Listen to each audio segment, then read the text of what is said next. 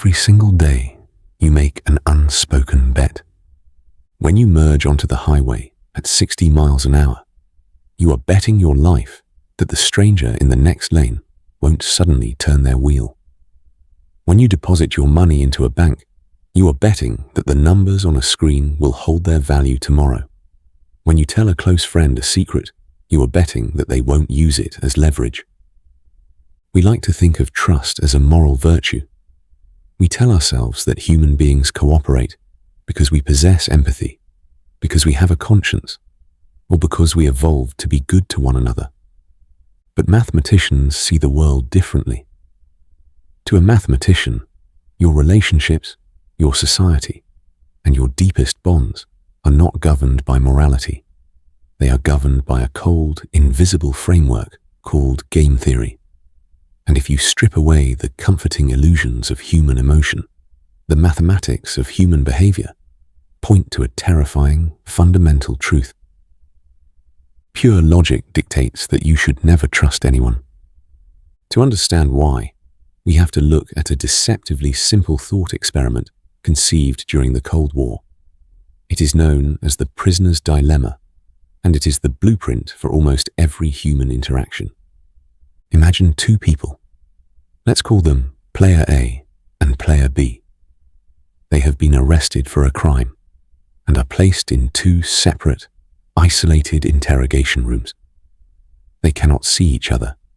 They cannot speak to each other, and they have no way to coordinate their stories. The detective gives them both the exact same choice, and the rules of the game are absolute. If both players choose to remain silent and cooperate with each other, the evidence is weak, and they will both serve a minor sentence of just 1 year in prison. If both players choose to betray each other, to snitch, or what mathematicians call defect, they will both serve a harsher sentence of 3 years in prison. But here is where the trap snaps shut. If Player A stays silent, but Player B decides to betray them, Player B walks out of the station completely free. Meanwhile, Player A, who foolishly chose to trust their partner, takes the entire fall and is sentenced to 5 years in prison. If you were sitting in that room, what would you do? Your instinct might be to choose silence. After all, if you both stay silent, you both get out in a year. That is the best collective outcome. It feels fair. It feels right. But look closer at the mathematics from the perspective of pure self-interest. You are Player A. You have no idea what Player B is going to do in the other room. They are completely independent of you. So, you look at your options. Player B can only do one of two things. They will either stay silent, or they will betray you. Let's say Player B decides to stay silent. If you also stay silent, you get 1 year. But if you betray them, you go free immediately. 0 years is better than 1 year.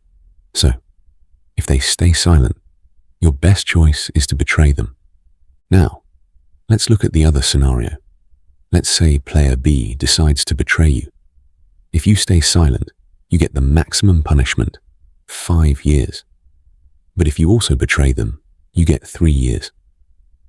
3 years is bad, but it is much better than 5. So if they betray you, your best choice is still to betray them. Do you see the mathematical trap? Regardless of what the other person does, your single most rational, logical choice is always betrayal. When both players follow this exact same mathematical logic, they arrive at an intersection called the Nash Equilibrium. Named after the mathematician John Nash, it is the point in a game where neither player has any incentive to change their strategy. Because both players are perfectly rational, they both choose to betray each other. They both end up serving 3 years in prison. This is the tragedy of human behavior. By trying to protect themselves and achieve the absolute best outcome, two rational individuals end up with a worse result than if they had just blindly trusted each other. The system forces them into mutual ruin. And this interrogation room isn't just a hypothetical puzzle. It is the invisible engine driving the most destructive behaviors in the real world. Think about the world of professional sports. Two athletes are competing for a gold medal. If neither of them takes performance-enhancing drugs, they play on a fair, natural field. But they are trapped in the prisoner's dilemma. If athlete A stays clean, but athlete B takes the drug, athlete B wins the gold and millions in sponsorships, while athlete A loses everything. If they both take the drug, the playing field is leveled again, but now they have both destroyed their health and compromised their integrity. The mathematics of the game force both athletes to dope, even if they both wish the sport was clean. Look at global politics. Two superpowers are caught in an arms race. If both countries spend billions building nuclear weapons, the world becomes a fragile powder keg. If both countries agree to disarm, they can spend that money on healthcare, education, and infrastructure. But if country A disarms and country B secretly keeps its weapons, country A faces existential annihilation. The invisible mathematics force both nations to keep building weapons, trapped in an equilibrium of mutually assured destruction. It happens in business, where companies destroy their profit margins in price wars because they cannot trust their competitors not to undercut them. It happens in the destruction of our planet, where individual corporations extract resources as fast as possible because they know if they stop, a competitor will just step in and take what's left. If the mathematics of survival are this brutal, it raises a profound question. Why isn't human civilization completely broken? Why do we see acts of genuine kindness? Why do people leave tips at restaurants they will never visit again? Why do soldiers jump on grenades to save their comrades? If betrayal is the only logical answer, how did we ever build a world based on trust? For decades, this question stumped economists, biologists, and philosophers alike.